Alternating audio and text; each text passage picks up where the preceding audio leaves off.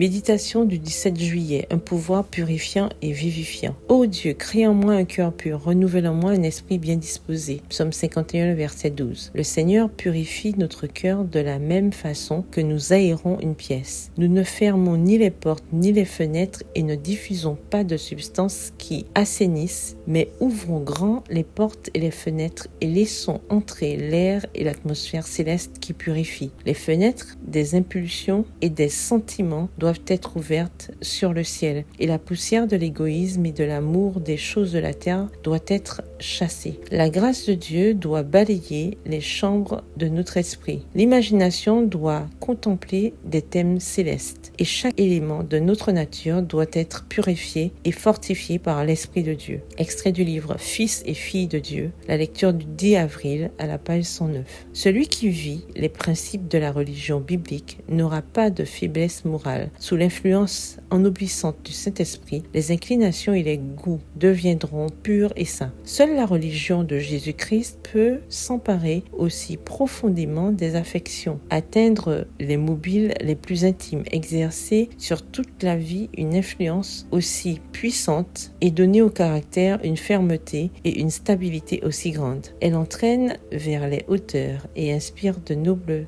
ambitions, enseigne à se conduire en toutes choses avec bienséance et dignité. Extrait du livre Le ministère évangélique, la section 4 à la page 121. L'Église est l'objet de l'amour et des soins les plus tendres de Dieu. Si les membres le lui permettent, il révélera son caractère à travers eux. Vous êtes la lumière du monde, leur dit-il, Matthieu 5, le verset 14. Ceux qui marchent et parlent avec Dieu manifestent la douceur du Christ. Dans leur vie, la patience, la douceur et la retenue s'unissent au sérieux et à la diligence. À mesure qu'ils progressent vers le ciel, les défauts et aspérités de leur caractère s'estompent et leur piété se dessine. Le Saint-Esprit, plein de grâce et de puissance, agit sur leur esprit et sur leur cœur. Texte tiré du livre In Heavenly Places, dans les lieux célestes, la lecture du 3 octobre à la page 283. Quand Jésus demeure dans notre cœur, nous sommes purifiés, vivifiés, guidés et dirigés par l'Esprit et prêts à faire tous les efforts